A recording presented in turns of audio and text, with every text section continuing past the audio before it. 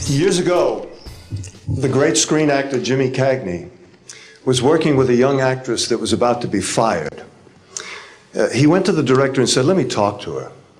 And he walked over to the actress and he said, "Look, it's simple. You walk in the room, you plant your feet, look me in the eye, and tell the truth." The logo of the X-Files is "The truth is out there." The truth is out there. I'm going to paraphrase. The truth is in here. You're about to hear the truth. I'm an actor. My name is John Cipher.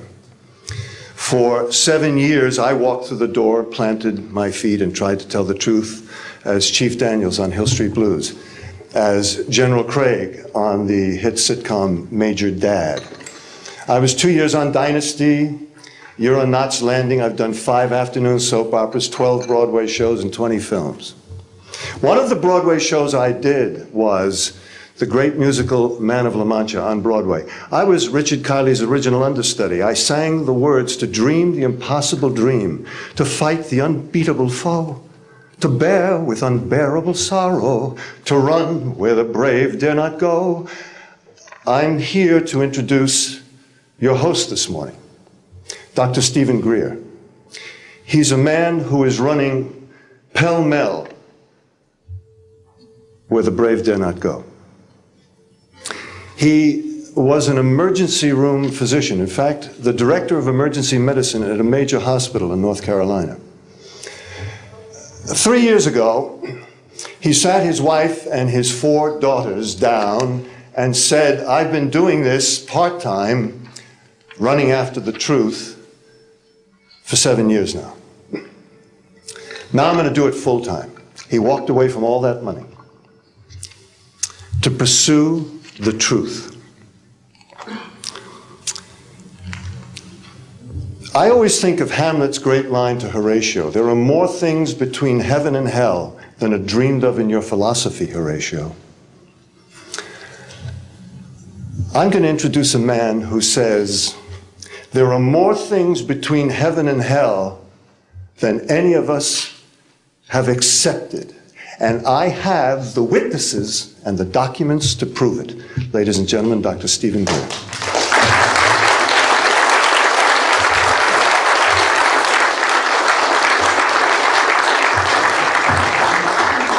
Thank you very much, John. Members of the press, the American public, and people of the world.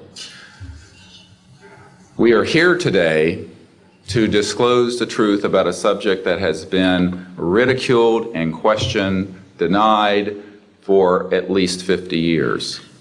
The men and women who are on this stage and the some 350 additional military intelligence witnesses to the so-called UFO matter and extraterrestrial intelligence can prove and will prove that we are not alone. I would like to thank Sarah McClendon, who is with us today, the famed White House correspondent, for her sponsorship of this meeting. Thank you very much, Sarah.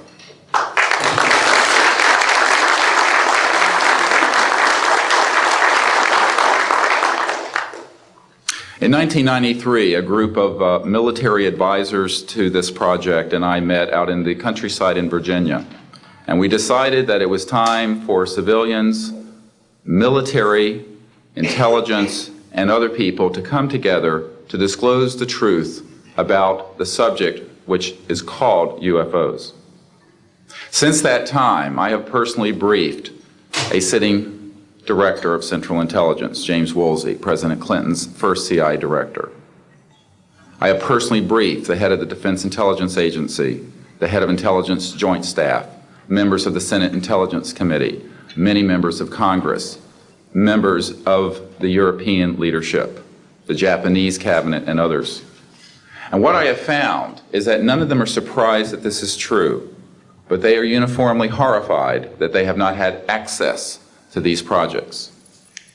We can establish through these witnesses whom we have identified, which now number over 400, and these are people who have been inside the CIA, NSA, NRO, Air Force, Navy, Marines, Army, all divisions of the intelligence and military community, as well as corporate witnesses, contractors to the government. And these are folks who have been involved in so-called black budget or covert unacknowledged projects. These unacknowledged special access projects are taking in at least $40 to $80 billion per year. And they are sitting on technologies that can change the world forever. The reason we are coming forward now is that we are asking for the U.S. Congress and for President Bush to move towards an official inquiry and disclosure on this subject. It has the most profound implications for the human future, for the U.S. national security, and for world peace. Specifically, technologies connected to UFO and extraterrestrial vehicles, if declassified and used for peaceful energy generation and propulsion, would solve the looming energy crisis definitively, would end global warming, would correct the environmental challenges that the Earth is facing. It is also critical that we begin to debate as a society the propriety of placing weapons in space. If indeed, as we can prove, it is true that we are not alone and that space is territory which we are sharing with other civilizations, it could be a very imprudent, destabilizing thing to place weapons in space. This is not being debated because it is off the national and international radar screens. It needs to be placed on it, and we are here today to do it. We can establish through this testimony that these objects of extraterrestrial origin have been tracked on radar going thousands of miles per hour, stopping and making right-hand turns, that they use anti-gravity propulsion systems, which we have already figured out how they work in classified projects in the United States, Great Britain, and elsewhere. That these objects have landed on terra firma, at times have been disabled, and have been retrieved specifically by teams within the United States, that extraterrestrial life forms have been retrieved, and their vehicles have been taken and studied thoroughly for at least 50 years. We can prove through the testimony and documents that we will be presenting that this subject has been hidden from members of Congress and at least 2 administrations that we are aware of, presidential administrations, and that the Constitution of the United States has been subverted by the growing power of these classified projects, and that this is a danger to the national security. There is no evidence, I wish to emphasize, that these life forms from elsewhere are hostile towards us. But there is a great deal of evidence that they are concerned with our hostility. There are times when they have neutralized or rendered inert the launch capabilities of intercontinental ballistic missiles. Witnesses here today will describe those events to you. They have shown clearly that they do not want us to weaponize space, and yet we are proceeding down that dangerous path. And it will be established that these projects, because they have not been supervised properly by the Congress, by the U.S. President, by the international community, have become a threat to the national security. And for this reason, we feel we must disclose the facts. This is the beginning of the campaign for disclosure. And in a memo that I wrote to President Bush last week, I've stated that this campaign will persist until our goals are met, and they are as follows: that we have open, honest hearings on the subject in the U.S. Congress, that there be a permanent ban on the weaponization of space or the targeting of any objects of extraterrestrial origin, that there be a full and complete study of classified technologies connected to this subject to see how they could be properly declassified and applied for peaceful energy generation so that the world may get off of fossil fuels in enough time to prevent greater ecosystem damage, or war over the looming energy crisis, which is sure to sweep the Earth in the coming decade. This is a matter of the most pressing import. It has been ridiculed, yes. I know many in the media would like to talk about little green men. But in reality, the subject is laughed at because it is so serious. I have had grown men weep who are in the Pentagon, who are members of Congress, and who have said to me, what are we going to do? Here's what we will do. We will see that this matter is properly disclosed, and these courageous witnesses, the first 21 of over 100 that we have already interviewed on videotape, have stepped forward to speak the truth. Now, I expect people to be skeptical, but not irrationally so, because these men and women have come forward and they have their credentials, they can establish who they are, and they have been first-hand witnesses to some of the most important events in the history of the human race. As was pointed out to me by some of the men here, they were charged with handling the nuclear weapons of the United States. Their word was trusted on everything of great importance for the national security. We must trust their word now. As Monsignor Balducci said at the Vatican, in an interview I had with him recently, it is irrational not to accept the testimony of these witnesses.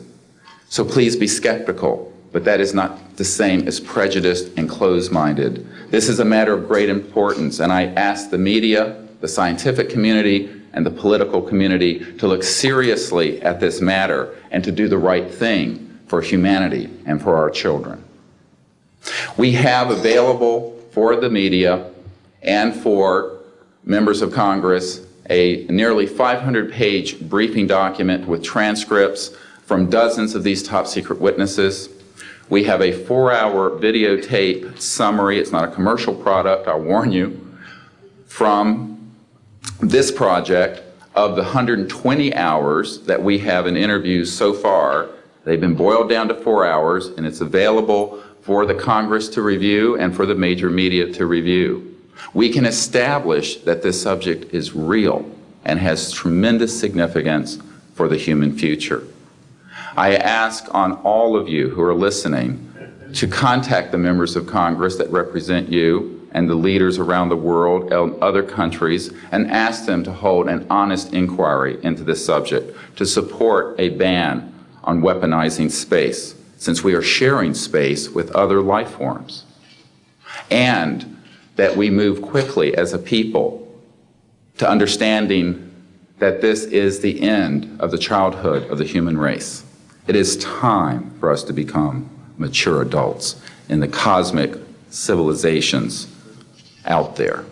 To do this, we must become a peaceful civilization, and we must look as we go into space with an intent of cooperating with other civilizations, not weaponizing that high frontier.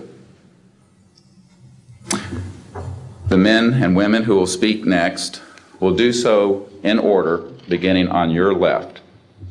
They will introduce themselves. I ask for the media to refrain from questions until each witness has spoken briefly about who they are and what they have personally been involved with or witnessed in their government, military, or government-connected careers.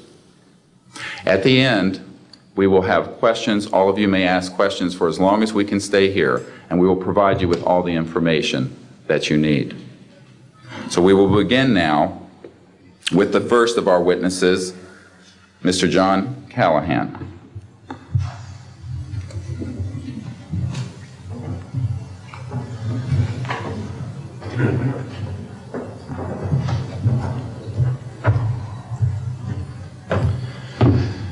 My name is John Callahan. I'm a retired FAA employee. I was the division manager for the Accidents Evaluation and Investigation Division in DC. About 2 years before I retired, I received a call from Alaska region where the region wanted to know what to tell the media. When I questioned, tell the media what, he says about the UFO and It went downhill from there. What UFO? It turned out I told him what any government employee would do at that time was to tell him it's under investigation. And then I had him send all that data to the FAA's tech center in Atlantic City. The next day, my immediate boss, service director, Harvey Safir, and I went to Atlantic City. I had just purchased a new video camera, and I videoed the event. In Atlantic City, we had them play back on a scope, you would call it a scope, a plan view display, PVD, exactly what the pilot seen or what the controller seen, and we tied that in with the voice tape so we could hear exactly what the controller said and what he heard, and we taped it. We came back the next day, briefed the administrator, Admiral Ingen, on what happened. He wanted a 5-minute briefing. After we started the briefing, he wanted to know if he could see the video. We put the video on. He watched the video, the whole video. The next day, he set up a meeting for me to give a dog and pony show to President Reagan's scientific staff and whoever they brought over, and to hand off all that data to them. That morning in the FAA round room, it was either 9 or 10 o'clock, 3 men from Reagan's scientific staff, 3 CIA people, 3 FBI people, and I don't remember who the other guys were, along with all the FAA experts that I brought with me that could decide or talk about the hardware and the software, how it worked. We put on a dog and pony show. We let them watch the video. We had all the data there. We had all the printouts that the computer put out. They got all excited over it. When it was all done, the CIA, one of the CIA men told the people they were now sworn to secrecy, that this meeting never happened and this event never happened. When I asked him why, I thought it was probably just a stealth bomber at the time. He says, well, this is the first time that we have recorded radar data on a UFO, and these guys are going to get all excited, drooling over all this data. I said, well, you're going to tell the public about it? And he says, no, we don't tell the public about this. It would panic the public. He says, we're going to go back and study this. I said, okay. It was what he was going to do. Now, I've told this story many times, and I get sometimes funny looks from people. I have with me the voice tapes of the controllers that were involved, the FAA original tapes. See, after we handed this stuff off to the president's staff, the FAA didn't know what to do with it. We don't separate UFOs from real traffic, so it's not our problem, okay? I have a copy of the original of the video that we took, which is rather interesting. And once the thing was all over, the reports started coming into my office, but because it wasn't an FAA air traffic problem, the FAA's report ended up on a table in my office. And it stayed there until I retired, when one of the staffers packed up all my gear and helped it move to my house. Also, in a box I found just a few days ago, in my 1992 tax return, I have the target printouts from the computer data, which, so if you wanted to or look at every target that was up there at the time, you can now reproduce this from this piece of paper here. And it's called the UFO incident, Japan 1648, I believe the number was, that happened on November the 18th, 1986. I'm prepared to go to Congress, to swear before Congress that everything I've told you people and everything that is here is the truth. Thank you.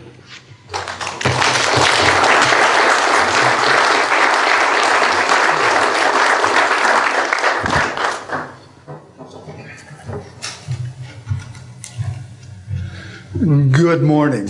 I hope you'll pardon me. I'm a little bit nervous. My name is Charles L. Brown. I'm a Lieutenant Colonel, U.S. Air Force, retired, subsequently 7 years with the Foreign Service. I like the name Charlie Brown, a gentleman by the name of Charles Schultz, of great talent, sort of elevated the name, if you will.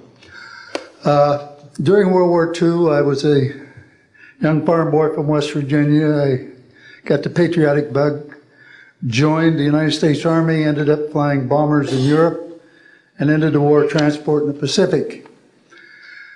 Finished college in the summer, late summer of '49, recalled to active duty in the newly formed United States Air Force. I was assigned to an organization called Office of Special Investigations. The Air Force, as most of you know, was formed in 1947. OSI, as a central investigative agency for the Air Force, was formed, I think, in 1948. So everything was relatively new. Needless to say, starting in 47, UFOs were rather new. The Air Force Intelligence, or Air Technical Intelligence Center was at Wright-Patterson Air Force Base, and I had my office in a building adjacent to it.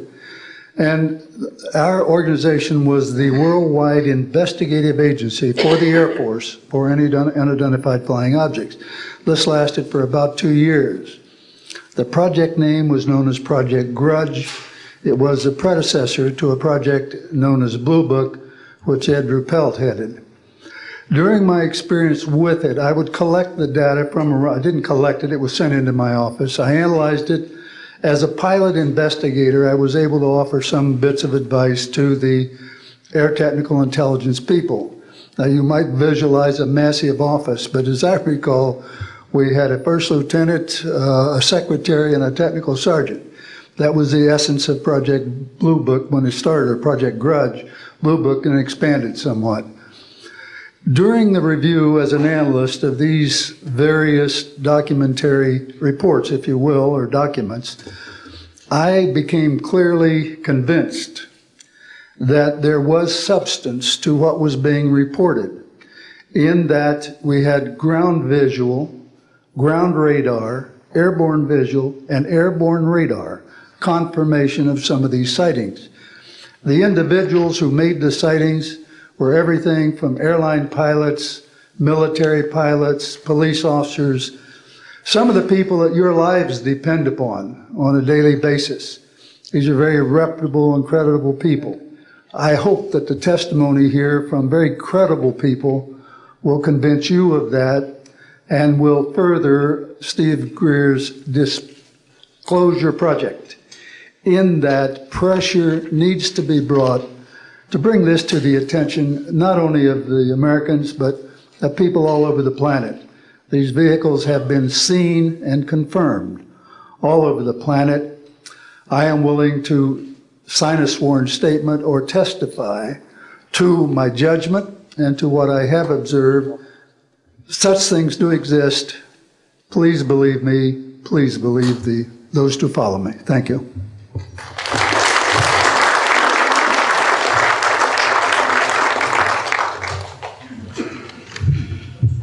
My name is Michael Smith. I was in the Air Force, a sergeant from 1967 to 1973. I was aircraft control and warning operator. While I was assigned to Klamath Falls, Oregon, in early 1970, I arrived at the radar site, and they were watching a UFO on a radar that was hovering at about 80,000 feet. It sat there for about 10 minutes and then slowly descended until it dropped off the radar. It was gone for about 5-10 minutes, and then instantly reappeared at 80,000 feet, stationary. The next sweep of the radar, it was 200 miles away, stationary. And it hovered there for about 10 minutes and redid the whole cycle twice more. When I found out what you normally do when you see a UFO, I was told that you notify NORAD, you don't necessarily write anything down, you don't write anything down, and you keep it to yourself. It's a need-to-know basis only. And NORAD one night called me about later in the year to let me know as a heads up that there was a UFO coming up the California coastline. I asked them what I should do about this. They said, nothing, don't write it down, it's just a heads up. And then late 1972, while stationed at the 753rd Radar Squadron in Sault Ste. Marie, Michigan, I received a couple panicky calls from police officers who were chasing 3 UFOs from Mackinac Bridge up I-75. So I immediately checked the radar, confirmed that they were there, called NORAD, and they were concerned because they had 2 inbound B-52s going to Kinslow Air Force Base. So they diverted them because they didn't want any proximity of the two. And that night I answered many calls from the police department, sheriff's department and stuff. And my standard response was that there was nothing on radar. And I will testify to this under oath to a congressional hearing.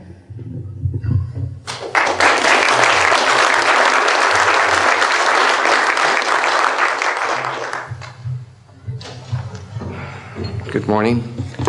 My name is Enrique Colbeck. I am a traffic controller. I'm sorry for my English. I'm so scared. I'm not accustomed to talk in front of a lot of people.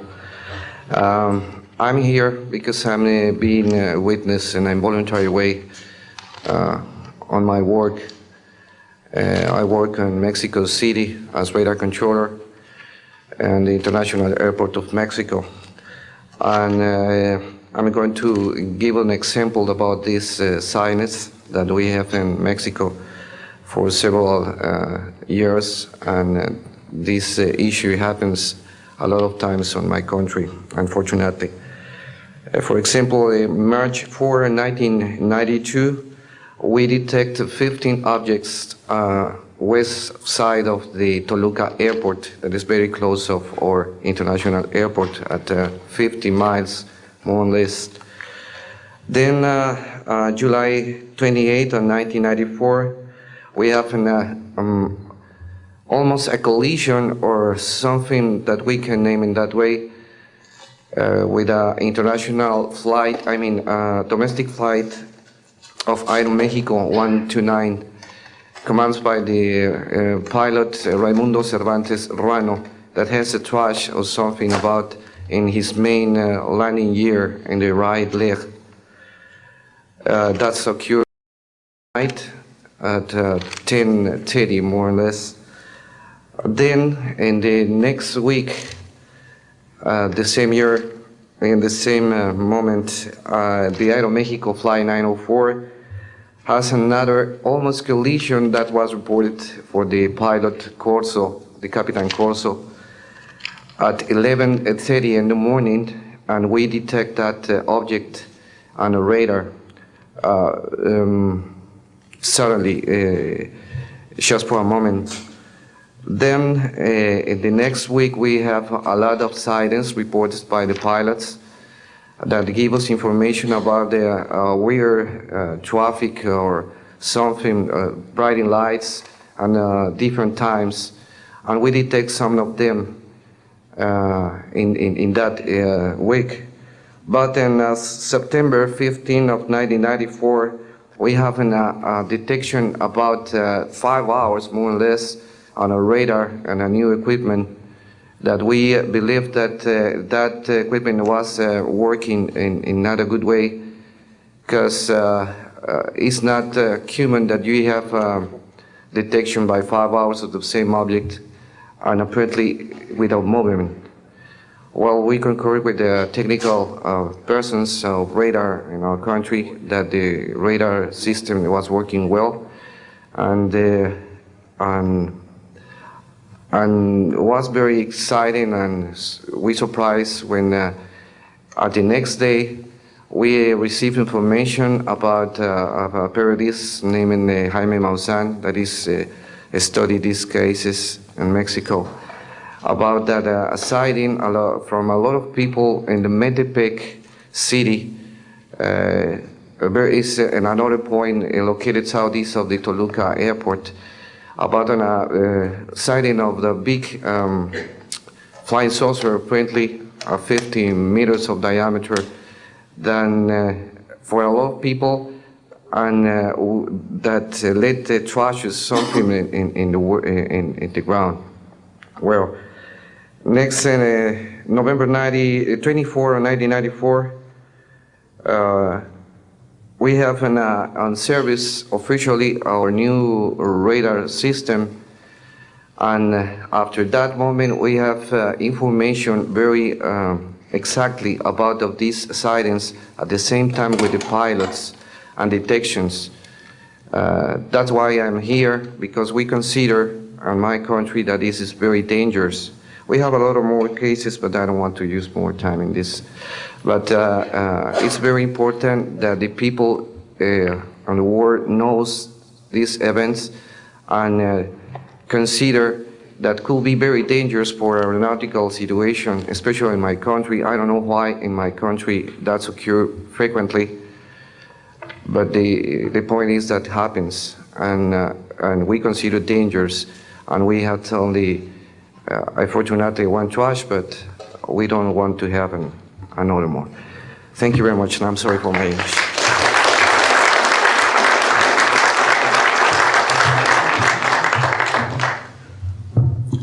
My name is Graham Bethune. I'm a retired Navy commander, pilot, had a top secret clearance.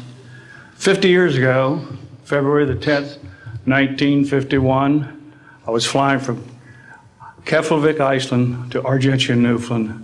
It was at night, it was dark.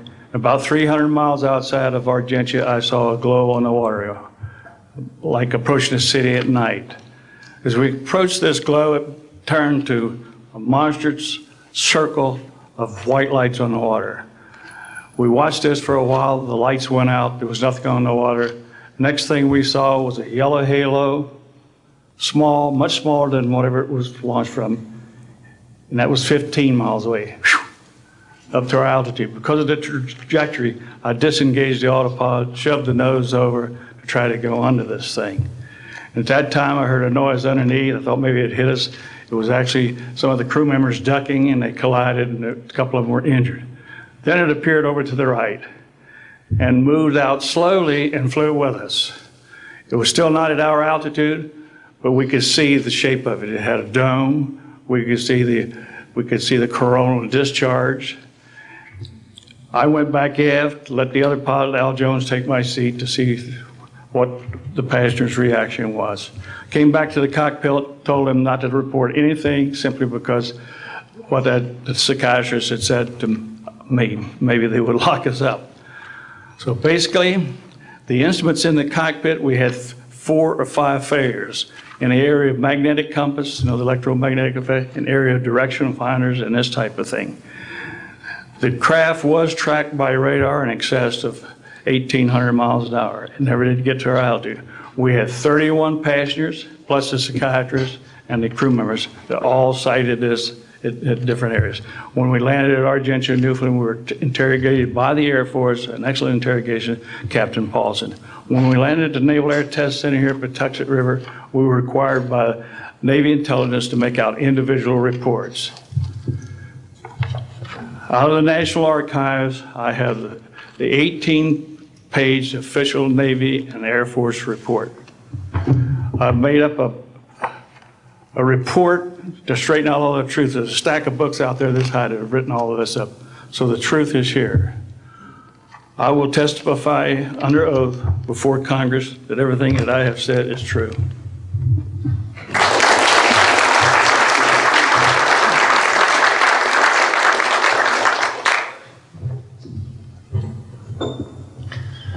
My name is Dan Willis.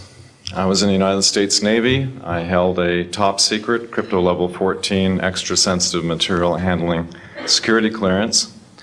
I worked in the code room at the Naval Communications Station in San Francisco. In 1969, I received a priority message from a ship near Alaska that was classified as secret. The ship reported merging out of the ocean near port bow, a brightly glowing reddish-orange elliptical object, approximately 70 feet in diameter, emerged out of the water, shot into space, traveling at about 7,000 miles per hour. This was tracked on ship's radar and substantiated. Years later, I worked at the Naval Electronic Engineering Center in San Diego for 13 years. The co-worker who I worked with worked at the NORAD facility. When he first started working at the facility, he noticed objects going on the screens that track everything out in space and in the air, objects going off the scale, doing right-angle turns. When he inquired, his older supervisor advised him that, quote, it was just a visit from one of our little friends. He thought this was a little unusual. These statements are true and willing to testify under oath before Congress. Thank you.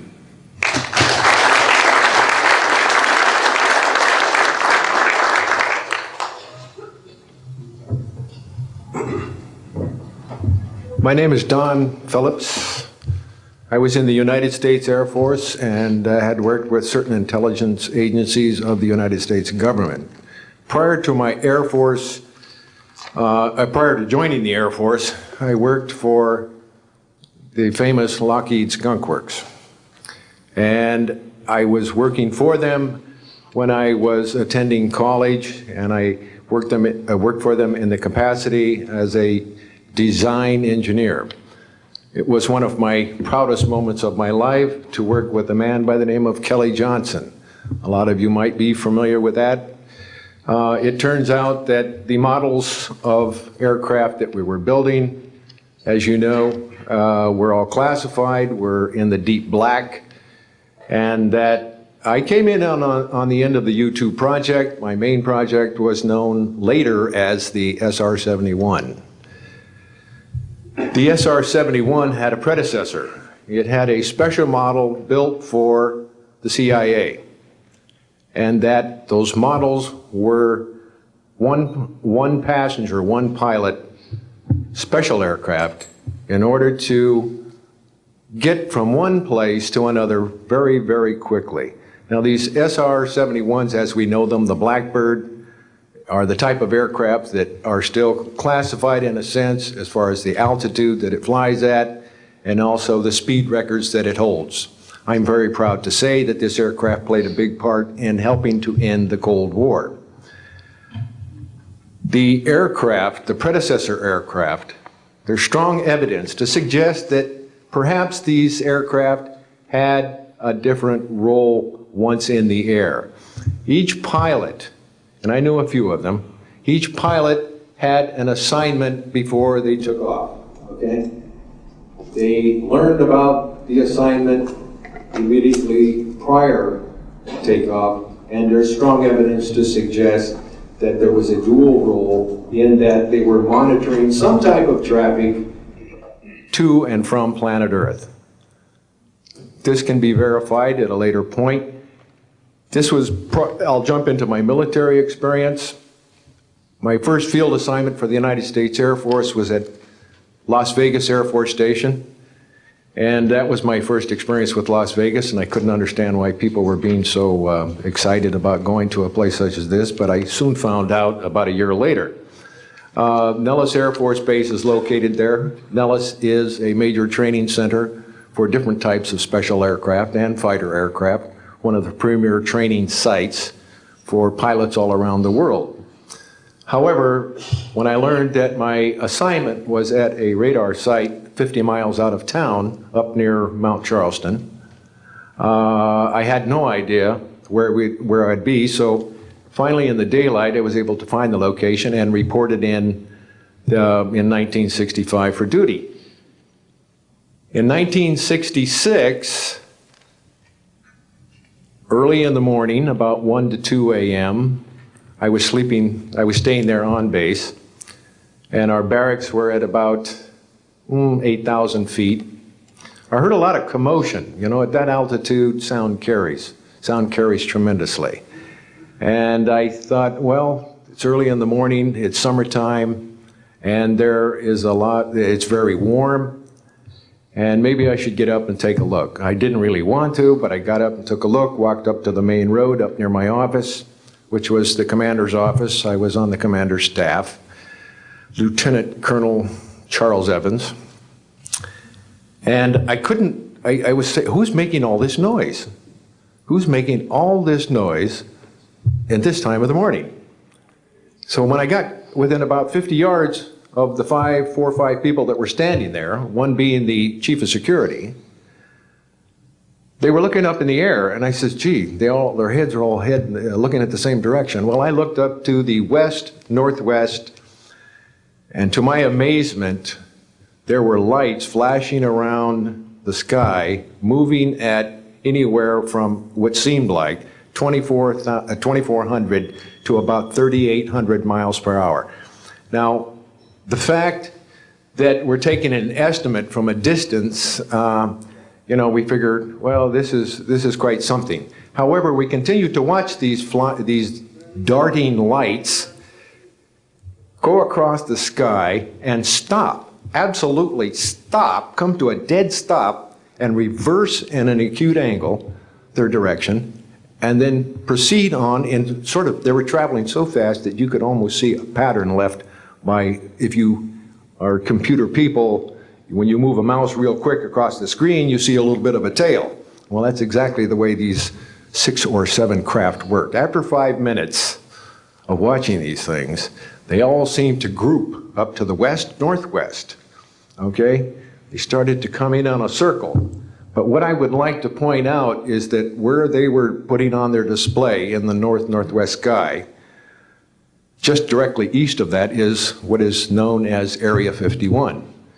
Area 51 is a AEC name, okay? Atomic Energy Commission. That was the old name for Atomic Energy Commission.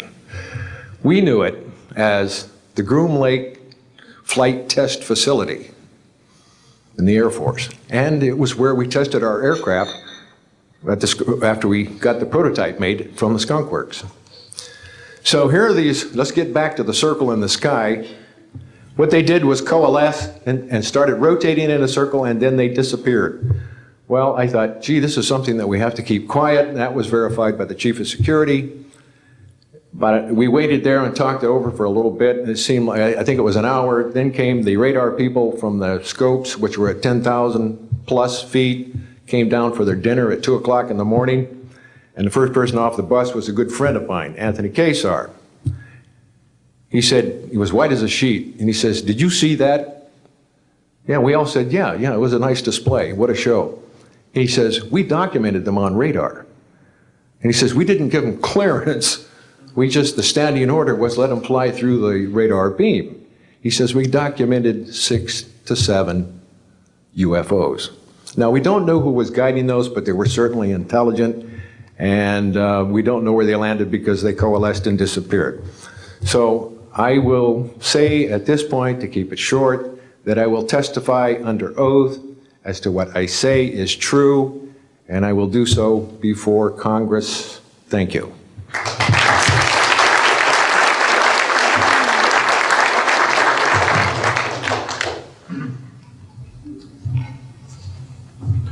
My name is Robert Solis. Contrary to what it says on the card, I was not a lieutenant colonel in the Air Force. I was in the Air Force active duty after I graduated from the Air Force Academy in 1964 until 1971 and separated as a captain. In March of 1967, I was stationed at Malmstrom Air Force Base, Montana, as a missile launch officer, Minuteman missiles. On an early morning of March 16th, 1967, I got a call from my security guard, primary security guard upstairs. We had about 6, as I recall, flight security airmen upstairs. I was downstairs 60 feet underground in a capsule monitoring and controlling 10 nuclear-tipped Minuteman missiles. I got a call that morning that they were seeing strange lights flying in the sky. I disregarded that call. Told them to call me when something more significant happened. I got another call subsequent to that call, and this time it was a more intense tone in the guard's voice. It was very clearly very frightened. He said there was a bright, glowing red object hovering outside the front gate. It was oval-shaped. He had all the other guards out there with their weapons drawn. Right after that call, I woke up my commander, who was on a rest period, Fred Mywald, a retired colonel now, and told him about the phone calls. As I was telling him about the phone calls, my weapons started going down, one after the other. They went into a no-go condition, what we call a no-go condition. They were unlaunchable. We lost somewhere between 6 and 8 weapons that morning. within minutes of having received that second phone call of a UFO hovering outside the front gate. Again, that morning, after reporting it to the command post, we were informed that a very similar incident happened at Echo Flight. I was at Oscar Flight. They lost all 10 of their weapons under similar circumstances, very similar circumstances, where UFOs were sighted over the launch facilities. They had maintenance crews and security crews out there that had spent the night, and they were reporting UFOs over those sites. And the commander of that flight was Eric Carlson. He also separated as a captain, and the deputy commander was Walt Fiegel, retired as a lieutenant colonel. We have those witnesses that I just mentioned, the names I just mentioned have spoken of this event before, and they will back up this story. We also have documentation that I received through FOA requests from the Air Force outlining the Echo Flight incident and including in that documentation a reference to UFOs. We have telexes covering this incident, and in one telex it says the fact that no apparent reason for the loss of 10 missiles can be readily identified is cause for grave concern to this headquarters. This was from SAC headquarters. So we've got those telexes. I've got about 12 witnesses that'll verify parts of this story, including of a man who investigated the incident afterwards for the Air Force, and you'll hear a little bit more about that from the next witness. And also another guard that witnessed a UFO in that same time period, and another officer who retired a full colonel who had other reports of UFOs. Ancillary to that, excuse me, I've got the complete report on a Minot, North Dakota incident. That was Minot Air Force Base, North Dakota, which happened in August of 1966. Very similar, UFOs sighted over missile silos, and also a UFO incident that was investigated by the Air Force immediately after our incident within a week. I'm willing to testify to the truth of all these matters that I've spoken about this in front of Congress under oath. Thank you.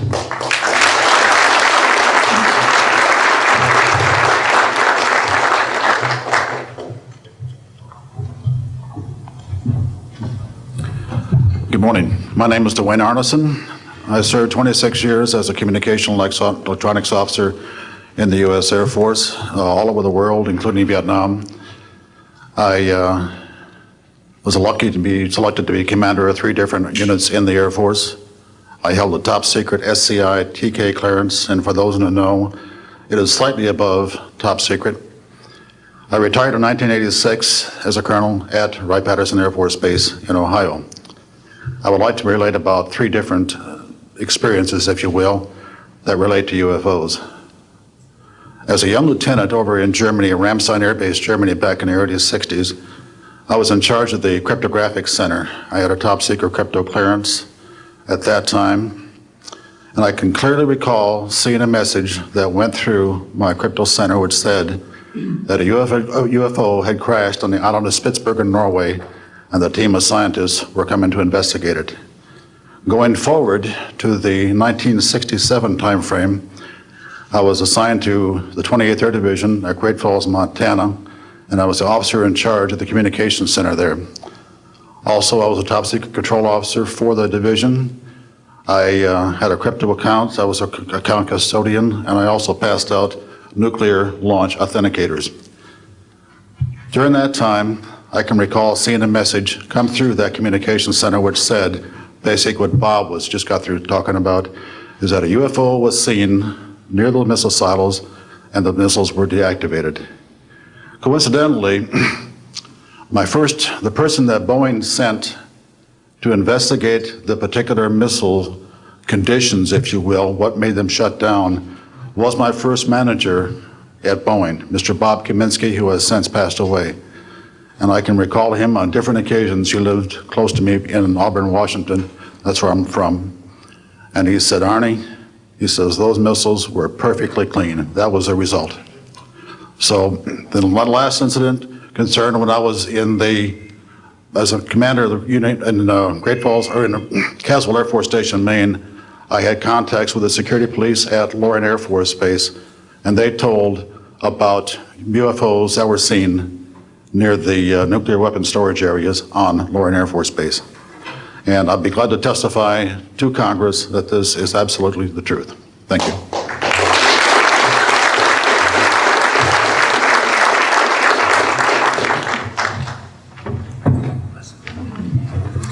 Good morning. My name is Harlan Bentley.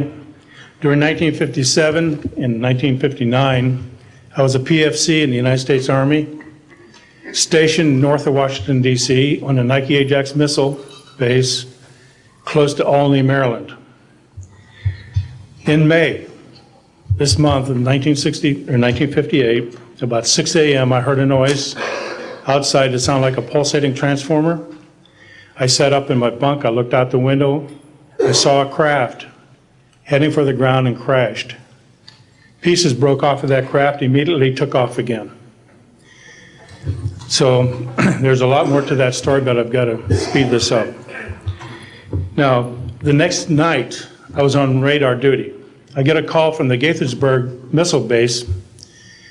He says, hey, I got 12 to 15 UFOs outside, 50 to 100 feet above me. So I asked him, I said, what does it sound like? He took his head mic off, held it out the van window, and said, here. And the same sound I heard the previous morning, except a lot more of them.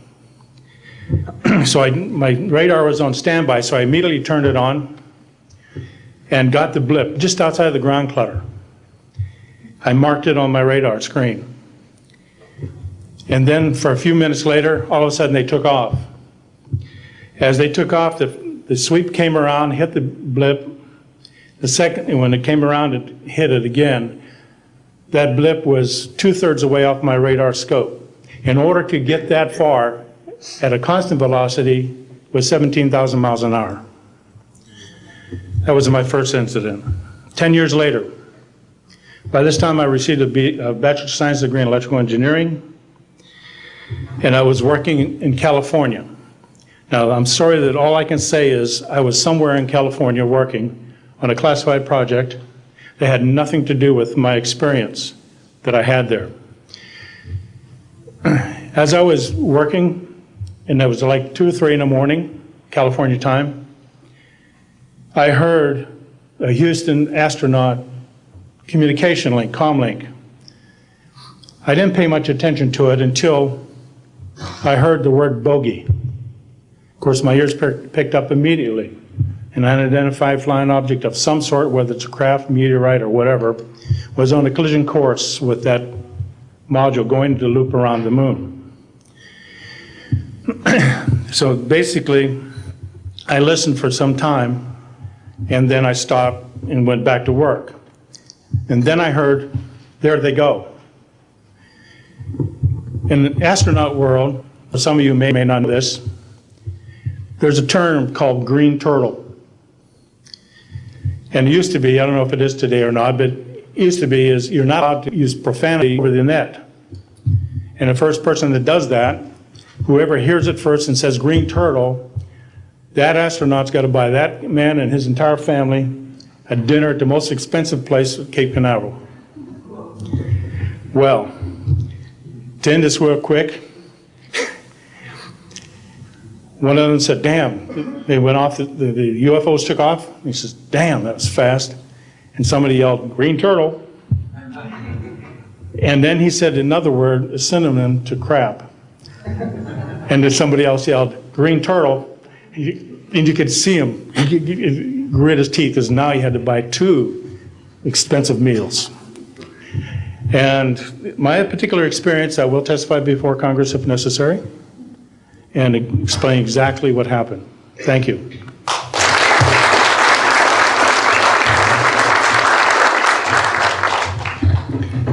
My name is John Maynard. I'm a retired Army. I retired as a Sergeant First Class. For my entire 21 years of service, I held a top secret clearance. Compartmentalized at times to as high as TK, Omni, Crypto, and others. I had access to very, very sensitive documents. My testimony is basically two-pronged. One, I retired from DIA in 1980. When as an administrator, you take over an office, you take over everything and you sign for everything. And I signed for well over 2,000 documents. In order to sign and inventory those things, you have to read them. Not word for word, but basically I went through every document to make sure that it was complete. It was there as they told me. I turned my charge over to the next person, those same documents were there. So I got quite a good knowledge of what was going on in those documents, and believe me, there are many, many different references to UFOs. There was also NPIC pictures that shows that it would targeted objects that were casing you out. Now, I worked on the SALT 1 and SALT 2 areas for the office that I worked in. So we were taking pictures all the time for verification of nuclear disarmament. And there were some objects in those pictures that didn't belong there. The second prong to this whole thing is that a lot of people talk about conspiracies over a shadow government. I'm willing to testify before Congress that these black operations do exist. I nearly became part of it. But I saw the light, I think. Or was it? And I got out.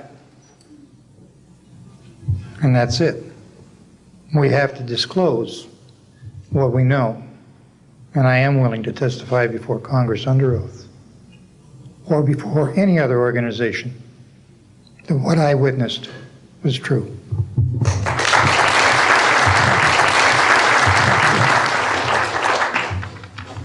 Good morning. My name is Carl Wolf, and I was a precision electronics photographic repairman with a top secret crypto clearance in the United States Air Force. I was stationed at Langley Air Force Base in Virginia. In 1965, in mid-1965, I was loaned to the Lunar Orbiter Project at NASA on Langley Field. Dr. Colley was in charge of that project. They had problems with a piece of electronic equipment that was bottlenecking their production of photographs. I went to the facility, and when I walked into the facility, there were scientists from all over the world. I was stunned, actually, to see people at a NASA project from all over the world. It didn't make any sense to me initially.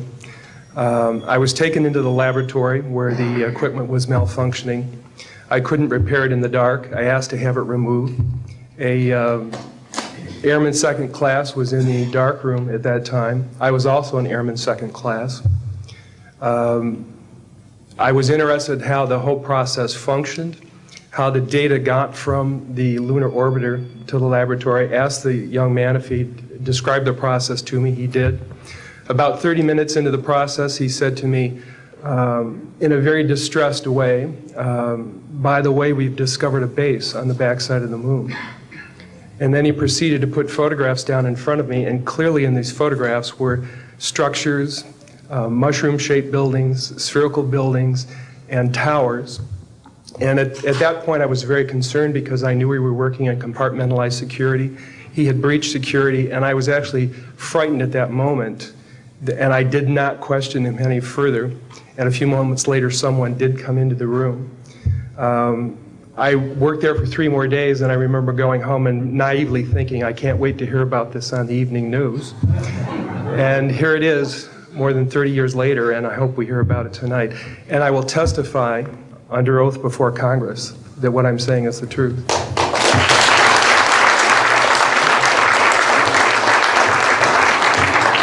Thank you, Carl. Good morning, everyone. My name is Donna Hare, and I worked at Philco Ford Aerospace from 1967 to 1981. During that time, I was a design illustrator, draftsman. I did the launch slides and landing slides, and also projection plotting boards, lunar maps for NASA. We were a contractor, but most of the time I worked on site, in Building 8.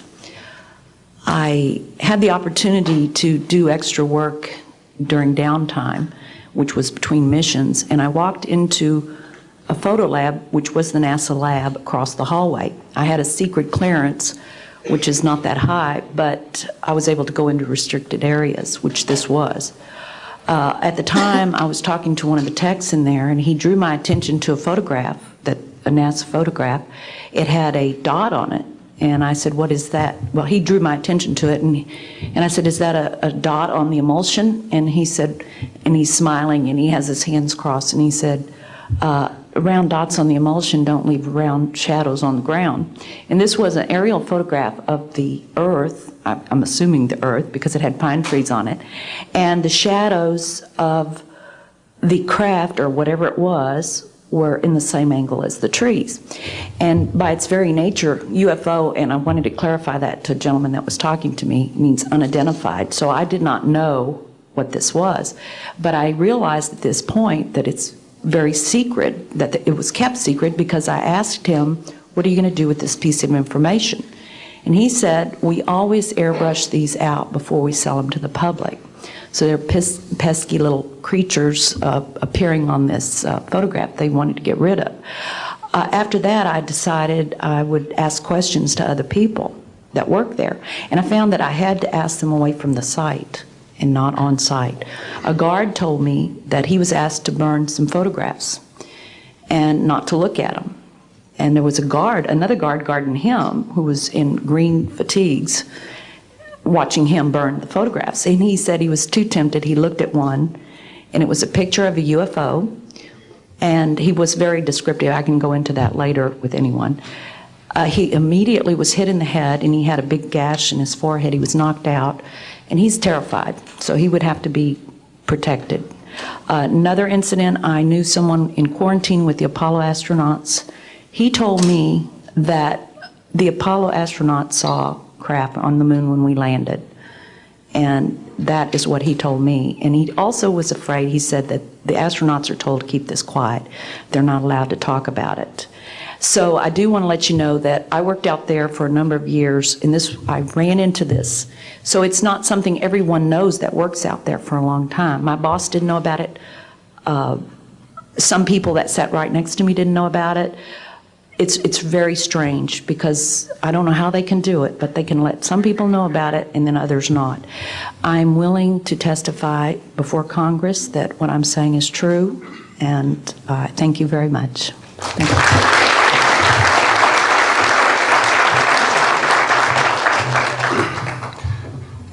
Good morning, ladies and gentlemen, and members of the press. My name is Larry Warren. 20 years ago, in 1980, I was a security specialist assigned to RAF Bentwaters, Woodbridge, NATO Air Force facilities in Suffolk, East Anglia. I had a secret security clearance.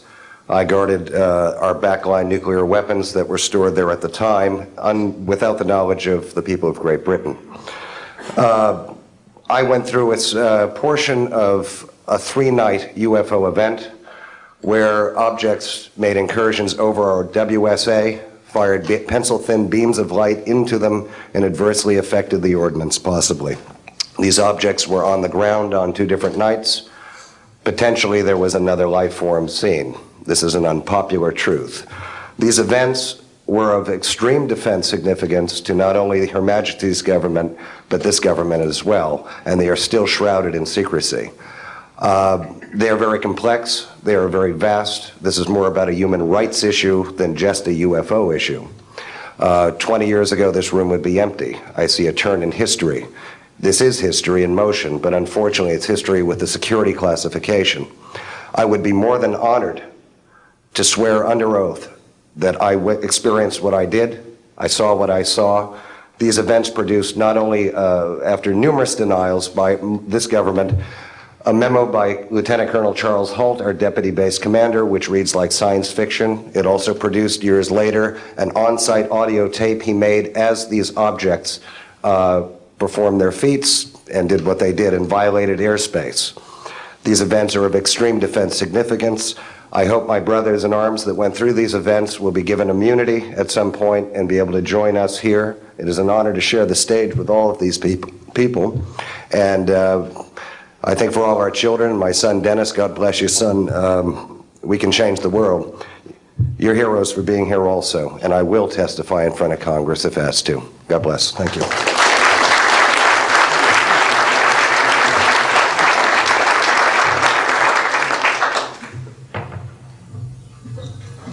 Hi, my name is George Filer III.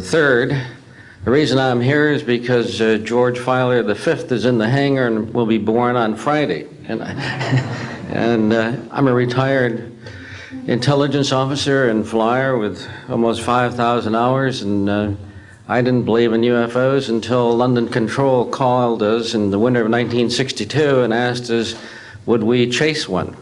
And we said, sure. So we let down from 30,000 feet to 1,000 feet where the UFO was hovering, and we went into a steep dive and actually exceeded the red line of the aircraft.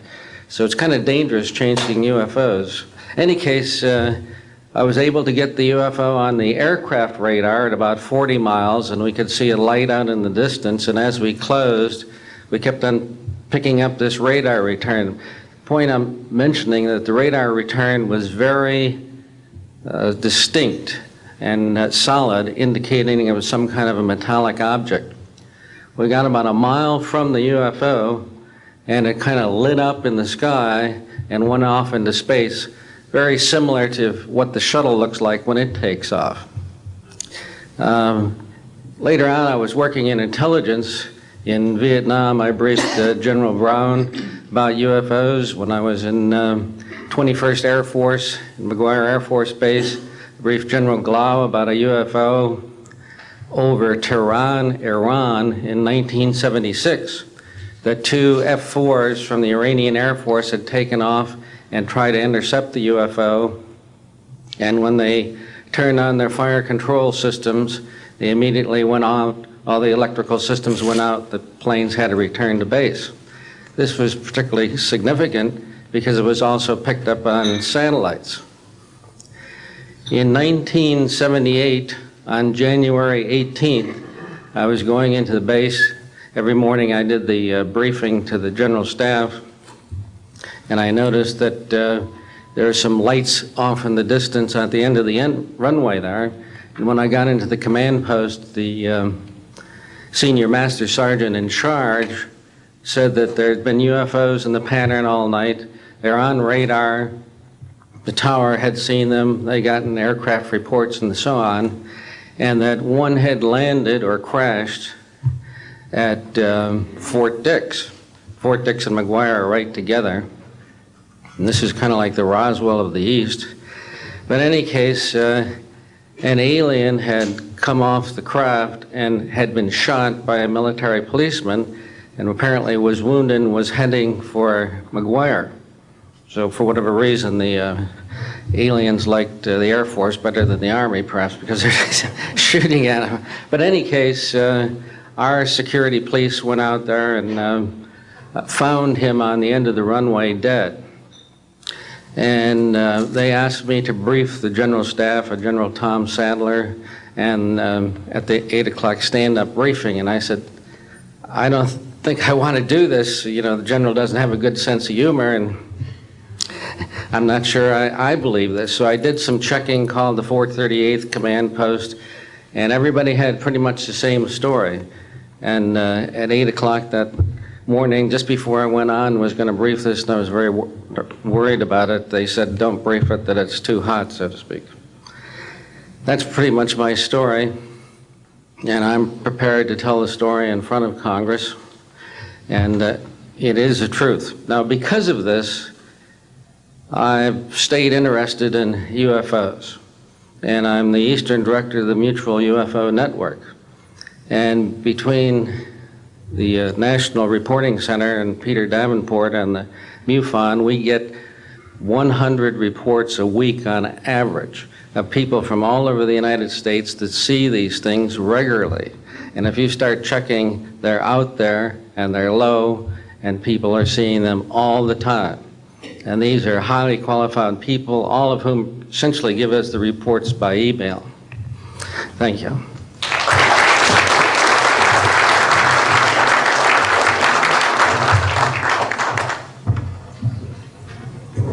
Morning, ladies and gentlemen. My name's Clifford Stone. I was a Sergeant First Class, United States Army. I had a secret clearance with nuclear surety. I could get the clearance that I needed to do whatever it was that was necessary for me to do at the time on special operations when I was called in on those.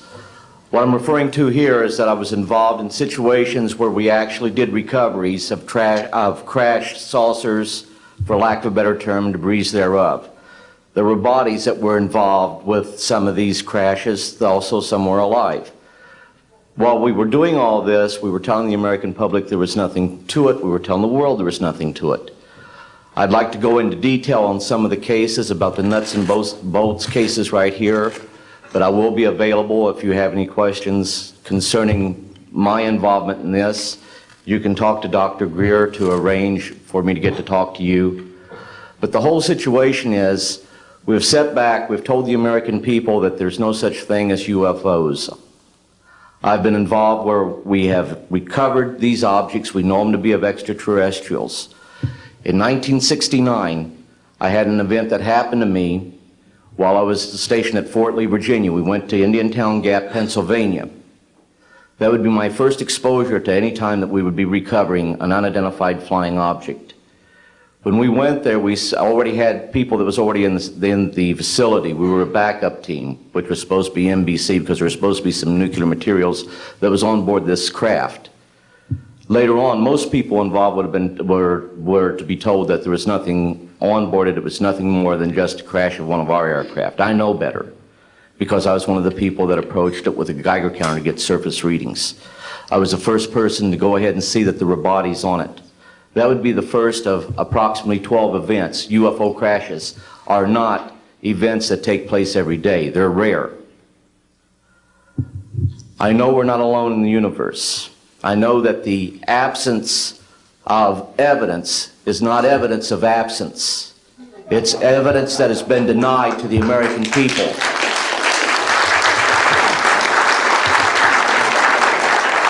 I stand before you today in my almighty God, and I tell you this. If Congress calls me in and says, will you testify in detail what you know, I stand here today prepared and ready to do just that. Governments must never lie to the people for no reason. Thank you.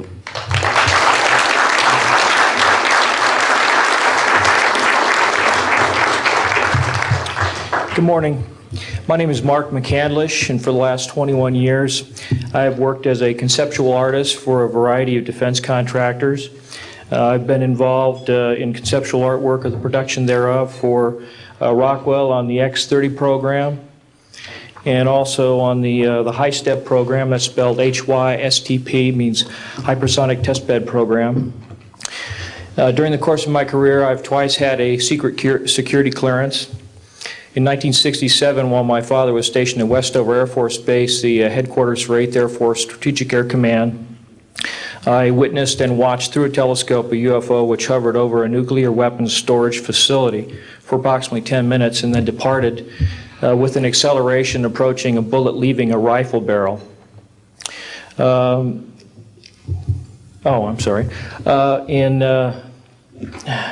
1988, in November, a college buddy of mine, an associate by the name of Brad Sorensen, informed me that he had personally witnessed 3 flying saucers at a very large hangar at Norton Air Force Base during the course of an air show that was held on Saturday, November 12, 1988. I subsequently called my congressman from that district.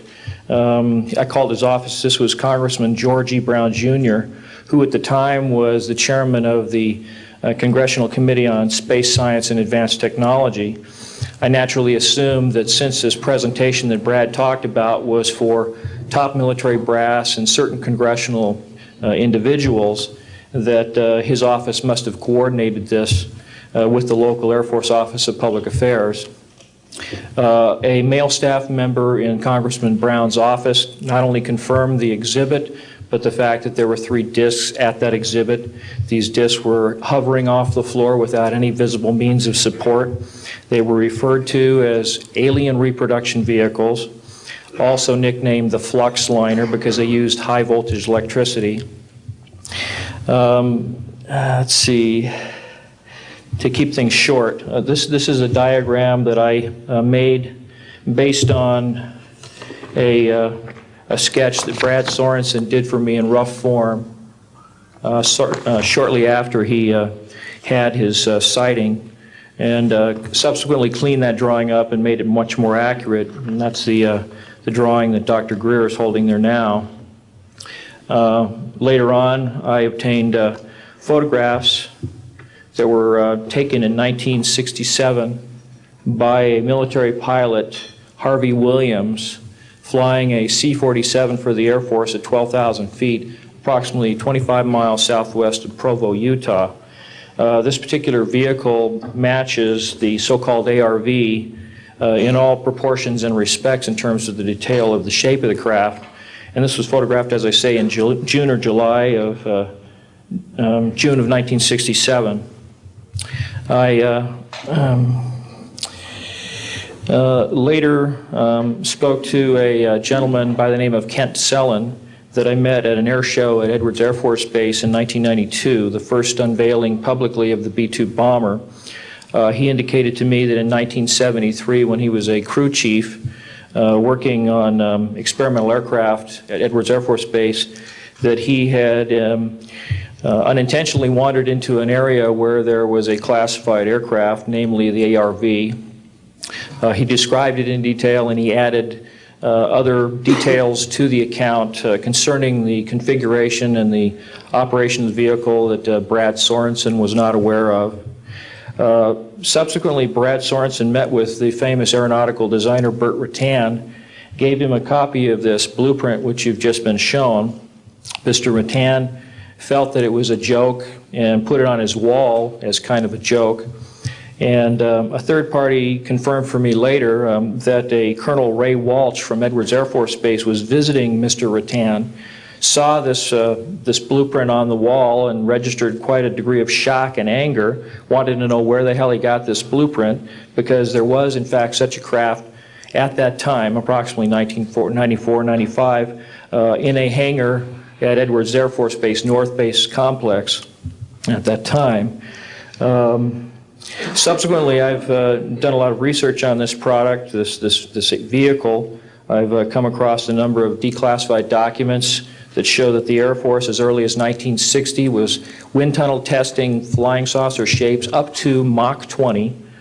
And I also have declassified NASA documents that show similar shapes.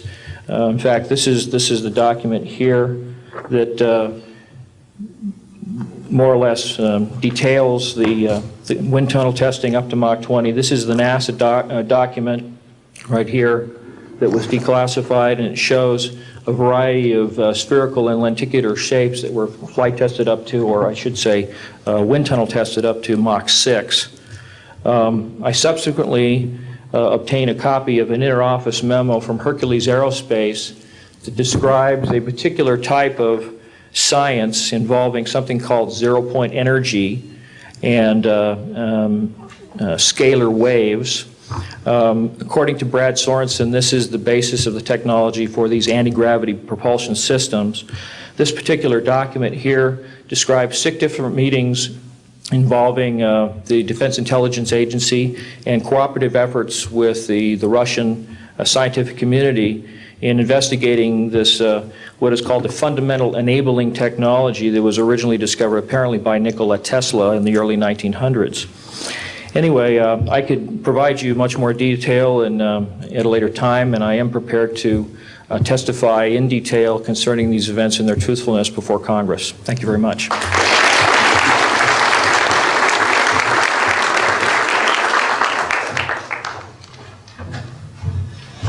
Good morning. My name is Daniel Sheehan. I'm an attorney and serving as general counsel to the Disclosure Project. I'm a 1967 graduate of Harvard College in American Government Studies and Constitutional Law, and a graduate of Harvard Law School. And I served as general counsel and one of the co-counsel for the New York Times in the Pentagon Papers case, and was involved in briefing and arguing the case in front of the United States Supreme Court, giving permission to the New York Times to publish the classified documents, the 47 volumes of the Pentagon Papers. Subsequent to that time, I served as special counsel to the office of F. Lee Bailey as one of the trial counsels when we represented James McCord in the Watergate burglary, and got Mr. McCord to write the letter to Judge Sirica to reveal the Watergate burglars' relationship to the plumbers unit in the White House at that time. Subsequent to my service in that case, I went back to Harvard to the Divinity School to study Judeo-Christian social ethics and public policy. Did my master's work and PhD work there, and became general counsel for the United States Jesuit headquarters in Washington, D.C., assigned to the National Social Ministries Office and their Public Policy Office. It was there in 1977 that I was contacted by Ms. Marcia Smith, who was the director of the Science and Technology Division of the Congressional Research Service.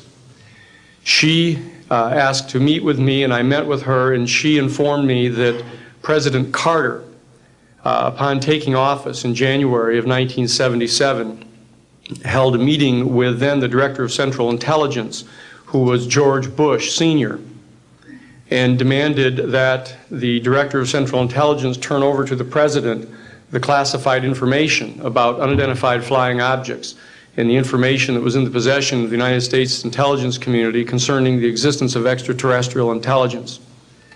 This information was refused to the President of the United States by the Director of Central Intelligence, George Bush Sr.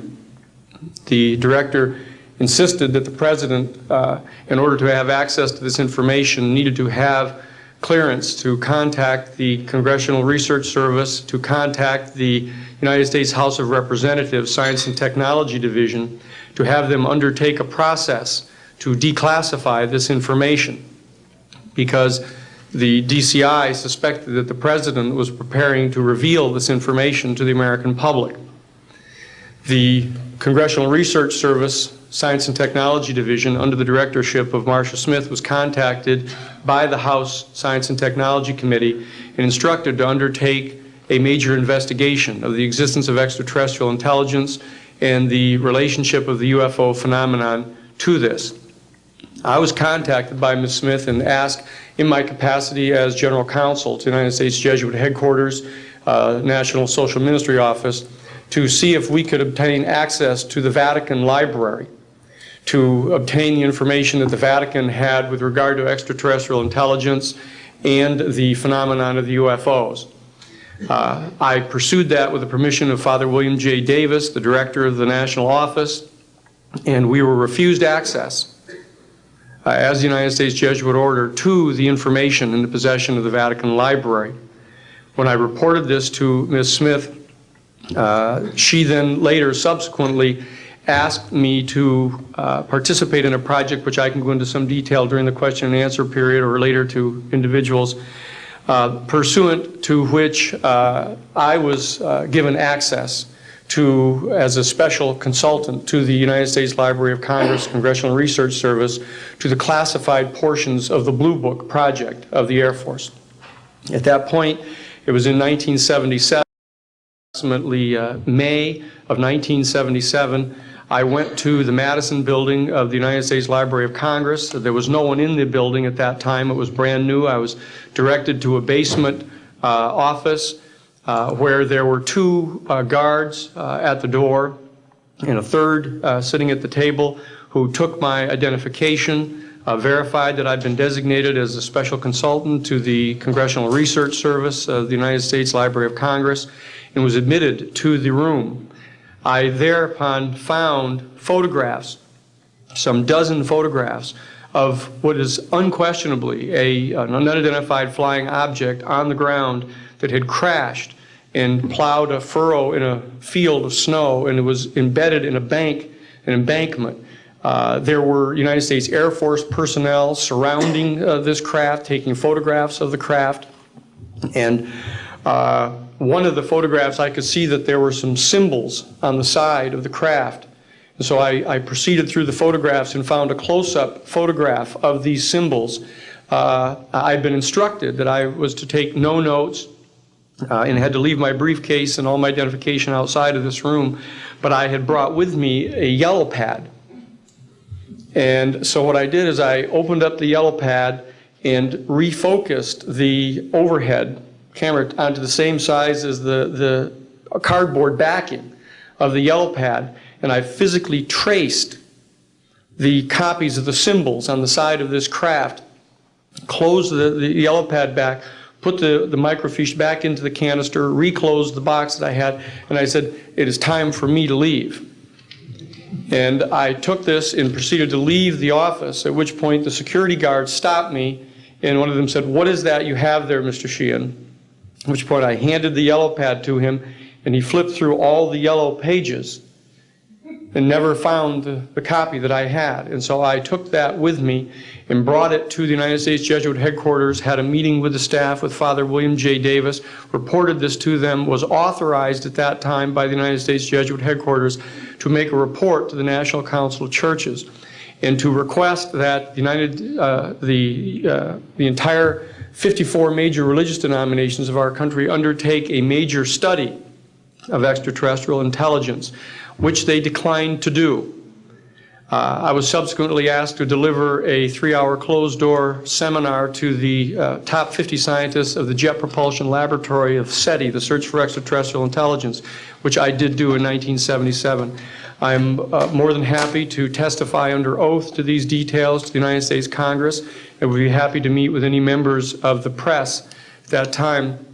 You may recall I also served as chief counsel to the Karen Silkwood case, in which we obtained the rulings in the Karen Silkwood case. I also served as chief counsel in the Iran-Contra case. It was the first one to testify before the United States Congress to the existence of the off-the-shelf enterprise of Richard Secord and Albert Hakim.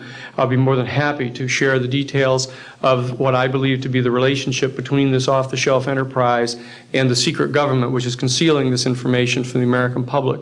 And I am happy and proud to serve as general counsel to the Disclosure Project. Thank you very much.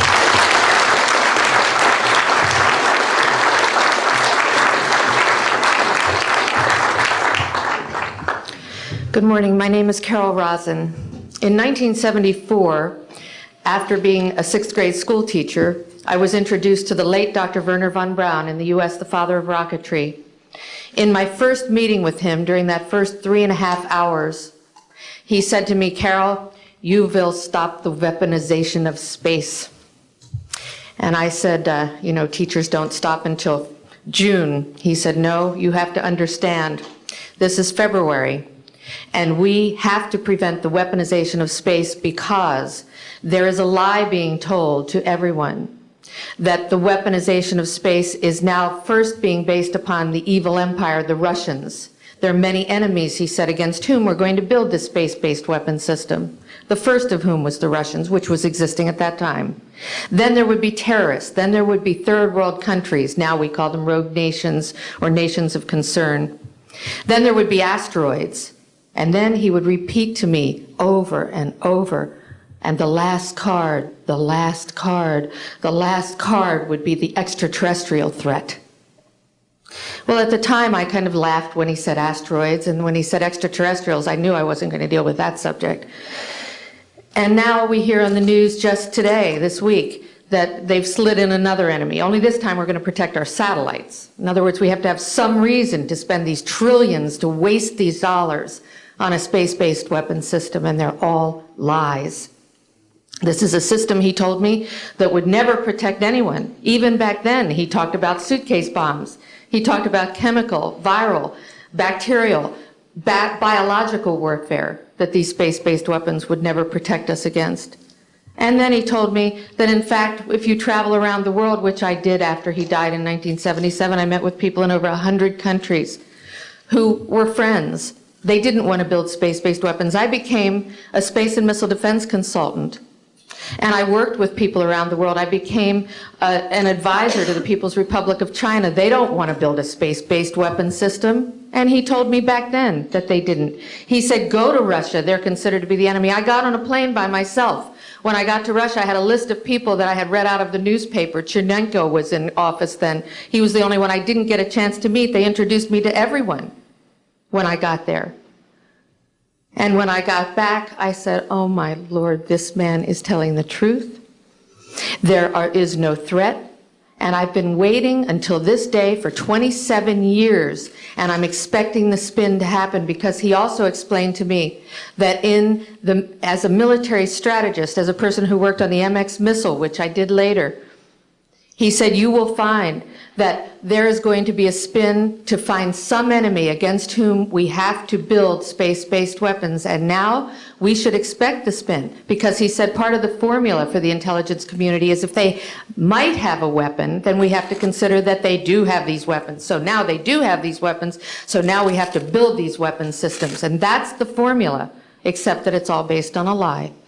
And we have witnesses here today that have shown you that these extraterrestrial beings, that these craft that have come here are now not UFOs, they're identified flying objects, and we know that they have beings in them.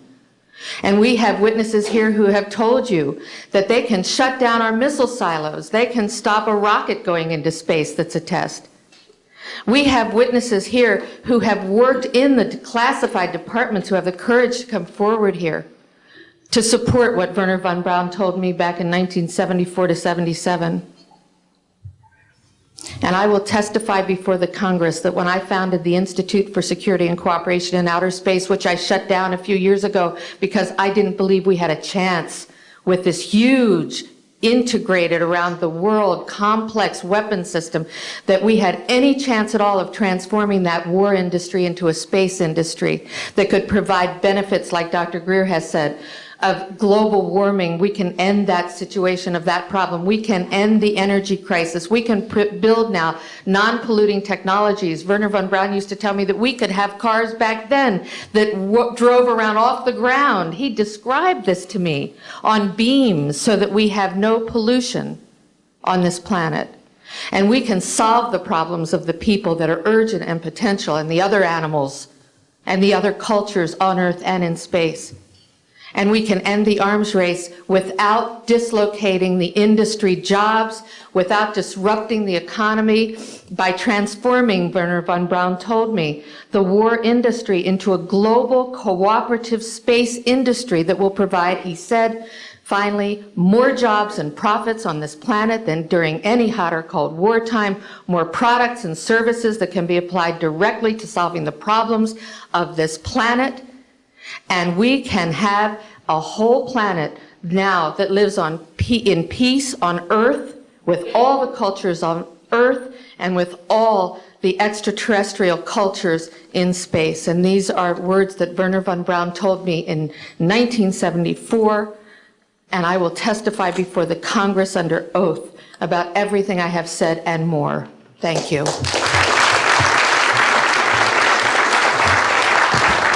Thank you very much.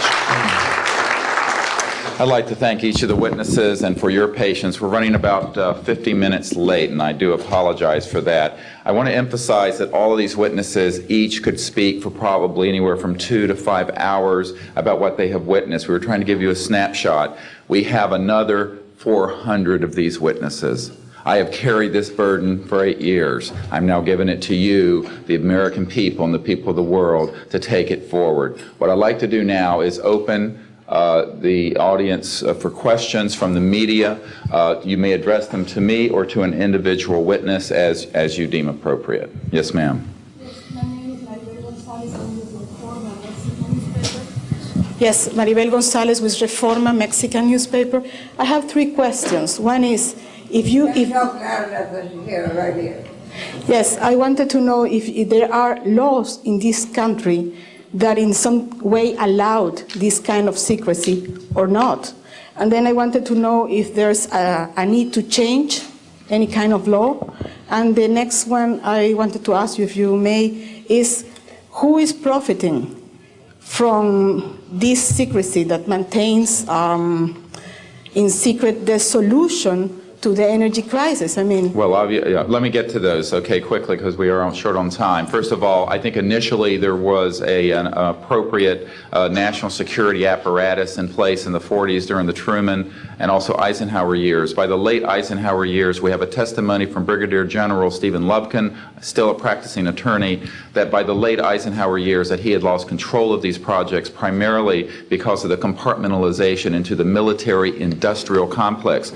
Operative word industrial. There are corporations such as SAIC, Lockheed Martin, Northrop, and others that deal specifically with this issue, with advanced energy and propulsion systems connected to UFOs.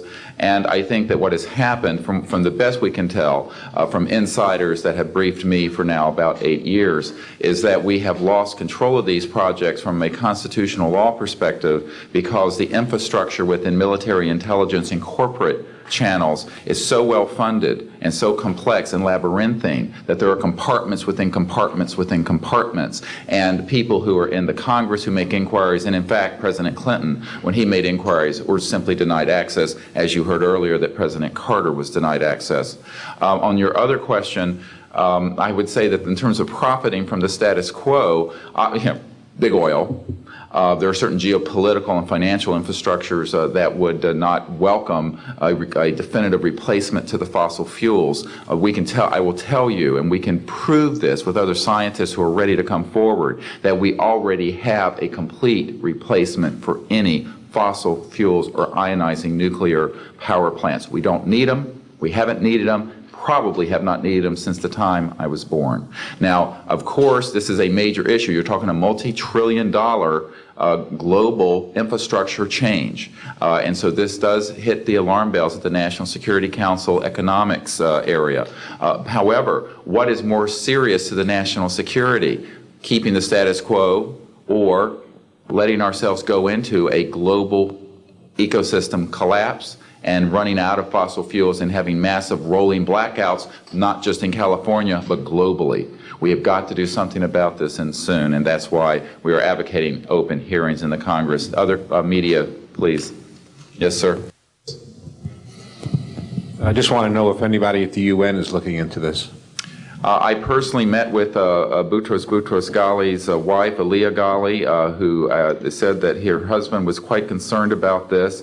This was in the 1990s. Since then, we know that there have been other people at the UN who've made inquiries. The problem is the UN has no mandate to deal with this. It needs to be given a mandate from its constituent member nations.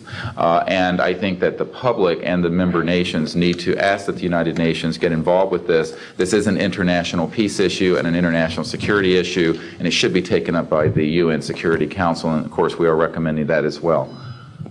Yes, sir. So I think my question is actually to Clifford Stone. You said that you had seen aliens on a craft that had crashed. I wondered if you could describe what they looked like. I could, but it would probably take a whole lot of time. The reason I state that, when I got out in 1989, we had cataloged 57 different species. You have individuals that look very much like you and myself that could walk among us and you wouldn't even notice the difference, except for some of the things that they might be able to go ahead, even in a dark room, and touch an object and go ahead and identify what color that object might be. They would have a heightened sense of smell, sight, hearing. The situation is that you have various types of what we normally call grays. We didn't call them grays in the military, but you had at least 3 types of the grays. You had some that were much taller than we were. The unique thing that I'd like to point out for the most part is that the entities that we did catalog were in fact humanoid. Now this created a situation where the scientific community was trying to figure out why that would be the case. because you would expect that if life evolved on other planets, that they would take on some type of other being, so to speak, not necessarily look humanoid or be bipedal such as we are. But apparently, we got quite a few of the species out there that are humanoid in appearance, and that creates a question that yet has to be answered by science. Yes, and as I call on you, please state the news agency that you were with. Yes, ma'am.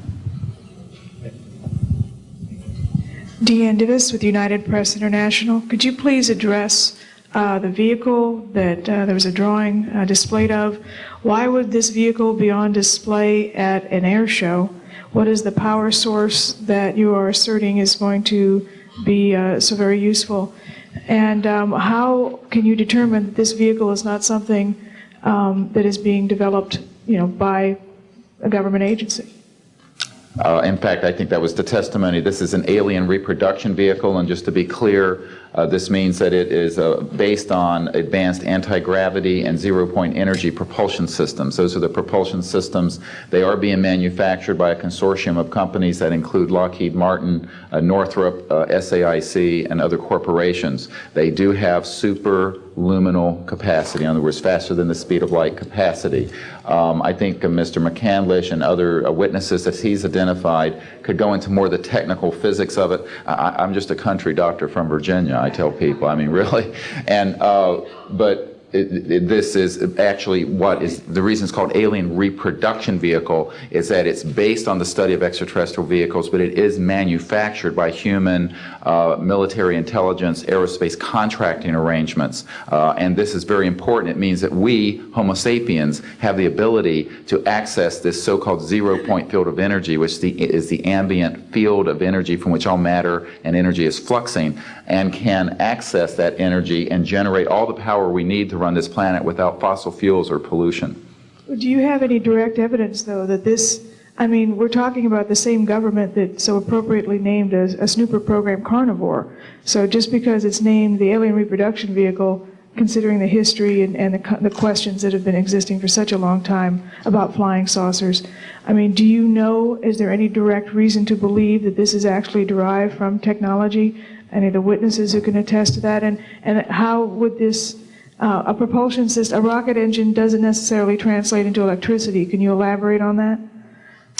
Well, the first part of your question, I would say that the testimony of witnesses we have, some of whom are here, others that are not here, but they're in the briefing materials, is that they have studied, we have studied specifically extraterrestrial vehicles which have been retrieved. The breakthroughs in that research have led to applications that have led to the building of this and similar anti-gravity devices. And that, in fact, this can be proven in open testimony before Congress, and that is exactly what we are calling for. We have the witnesses to establish this, and they also have the documents and the specific details of the propulsion systems. But this is not a jet internal combustion system at all. It is actually kicked in by a type of electric power source, and it then accesses this ambient zero-point energy field that is responsible for all matter and energy existing, and by special configurations and what have you, it causes a cancellation of mass inertia and an anti-gravity effect. And this is a complex technical discussion which is probably beyond the scope of this conference, but we have materials in the briefing document that we can provide you with references to people who have studied the anti-gravity effect as far back as certainly the 1950s. We have one witness who said that his family was connected to the RAND Corporation, and that by the mid-1950s that more money had been spent on anti-gravity propulsion systems than the totality of the Manhattan Project. So yes, we can establish those elements. Other questions? Thank you. My name is Murray Felsher. I publish a newsletter downstairs here called the Washington Remote Sensing Letter that deals with reconnaissance and surveillance of the Earth from space. My question is this. Since 1972, with the launch of Landsat 1, and now with the launch of commercial space imagery, there are some archived, I would say, upwards of 35 million photographs of the Earth from space. And not one of them has shown a a flying saucer. Are you suggesting that these have been airbrushed out? We're suggesting that there is a system before the public gets hold of anything that's off of a government-connected satellite. There is a compartmented operation that does indeed sanitize them from this type of evidence. And I think the testimony of the gentleman who was with the Defense Intelligence Agency, Mr. Maynard, Ms. Hare, and others would substantiate that. We have other witnesses who have been involved in projects where such items have been sanitized out. It could also be that if you did a thorough search, you might find a few that slipped through. We obviously haven't had the research dollars to go through all the millions of images that are cataloged to look for them, but we do know there's been a very thorough sanitizing of this. And people should not be naive about the extent to which covert programs using billions of our tax dollars have been able to effectively hide this. This is one of the sort of myths of both the media and the public. It's sort of a Pollyanna myth that we live in a society where such things could not be done. In fact, they are done, and we can prove that they have been done. These entire proceedings here, and I'm wondering how your screening process went. Can you tell us a little bit about your satisfaction level with that? Well, I'm very satisfied that these are genuine and good people who are speaking truthfully. Out of the 400 people that I'm dealing with, not 20 times this number, have I been fooled? Yeah. I'm an emergency doctor. Let me say something. People come into the emergency department with flank pain, riding on a stretcher. What have they got? A kidney stone, right? Yeah, well, some of them go into the bathroom, prick their finger, and squeeze blood into the water, the urine sample, to show that they have blood in their urine so they can get a narcotic injection. Now, have I been scammed as an emergency doctor who has I'm bright enough not to kind of know when I'm being scammed, but have I occasionally? Yeah. Is it possible? It's possible. Is it likely? No. And here's what's more important. You don't not treat or accept the testimony or the history of every patient that comes in with flank pain and assume that they're lying just because you've been scammed once or twice. This field, you make a very good point, is filled with hoaxes and scams and what have you. It doesn't mean, however, that all of it is. And in fact, what we're saying after 8 years of research, we have found the documents, the top secret witnesses, the insiders willing to testify under oath before Congress that this is true. Now, here's another key point. Some of the people who are in this witness pool, Mr. Sheehan, myself, and a couple of other attorneys, are members of state licensed professions.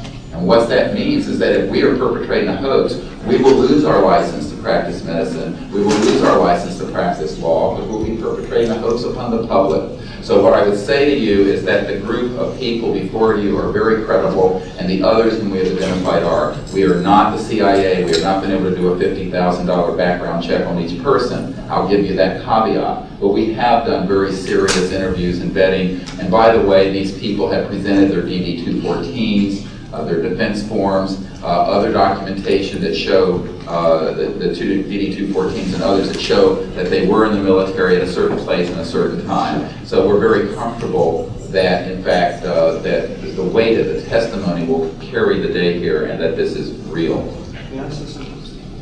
I had an insight, and it relates to your question. There have been tens of thousands of sightings and experiences from all over the world.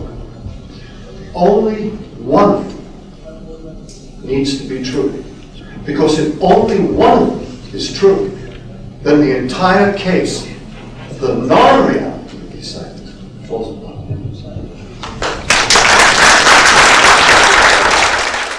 Such evidence out of the public domain, yes. A priori, all signed agreements and oaths that have flowed from such operations are null and void.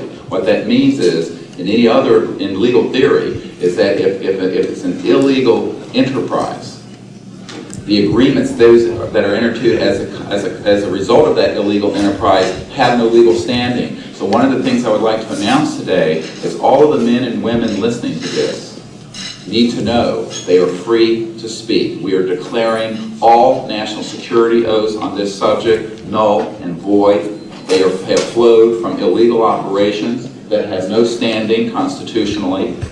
My people, my mother's family, who fought in the American Revolution, were prisoner of war with the British to help found this country, did not fight and die to form the United States, so that this kind of chicanery can go on. So these men are free to speak, and there can be no legal repercussions against them. We have legal counsel who will also support this theory, and we're taking this to other constitutional scholars. It is time for that game to end. It is time for a new era in the human experience. Yes.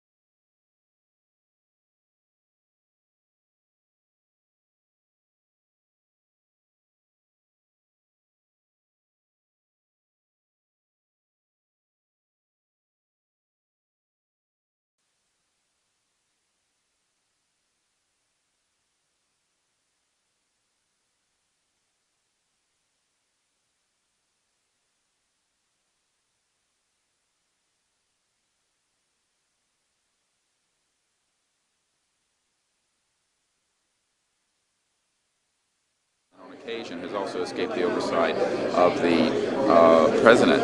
We know for a fact that this has happened. I personally briefed President Clinton's first CIA director on this. I was informed that they had no access to these projects, although they knew they existed. I was told the same thing by the senior investigator for the Senate Appropriations Committee, a man named Dick D'Amato, who in 1994 told me that there were somewhere between $40 and $80 billion a year going into these classified projects, and that he, with a subpoena on behalf of the Senate and a top-secret clearance, could not penetrate them. He told me these were the varsity team of all black projects, covert projects. So this is really serious stuff, and it brings into question have we gone down the road that Eisenhower warned us about a little too far when he said, beware of the military-industrial complex, that it can escape the checks and balances of our democracy. And I think on this particular issue, it in fact has, and it's time for the Congress to represent the people in this regard and to reassert its oversight of these projects. One last question. When you talk about putting the checks and balances back into place, talk about the passion of these people, if you would. How confident are they? Well, they know what they saw. I mean, these are men ranging from Air Force and NRO officials to people who have been contract agents for the CIA to people who have been pilots in World War II and are heroes of our country, the greatest generation that Tom Brokaw talks about. And so what I have to say to you is that these people know what they saw. They're not going to be speaking about anything except what they directly witnessed. And we're not talking lights in the sky and swamp gas. We're talking people who have actually retrieved extraterrestrial vehicles who are going to be here today. Very good. We'll take one picture of it. That's concrete and that's based on reality. But anyone who does further research in this field will find that they are not hostile. None of them are hostile. They have shown us that they can shut down missile silos and rockets. They have not destroyed us, and they've been here for tens of thousands of years. We know of 50 years worth, more or less, of secrets. We know of major things. And the fact what about is, this hybrid breeding program that keeps being referred to? well, again, we're not dealing with these kinds of things. We are dealing with credentialed, unimpeachable witnesses here who have worked in projects. We're not dealing with that. We're dealing with what we know. What we know is that these are not hostile entities. I don't know how to explain this to you except that people here, we're all still here. The world is still here. And they have shown us what their technology is capable of doing. And you can yet imagine, and you can hear from witnesses who've worked in fields of re-engineering, back engineering, what kinds of technologies can come out of this to literally save people from the suffering that's going on right now. I don't doubt the possibility of that. Yes, and that's what this disclosure is about. It isn't about these other kinds of stories that you have no proof of and nobody does. And the fact is, we have proof here of what we're saying. Well, they have removed artifacts. Well, again, we're not going to deal with this kind of story, and a lot of that is manufactured also. That's for sure. So what we're dealing with here is concrete evidence, documents, people who have worked in the industry, in the military industrial complex, in the intelligence industry. I worked on the MX missile, and I was, if I went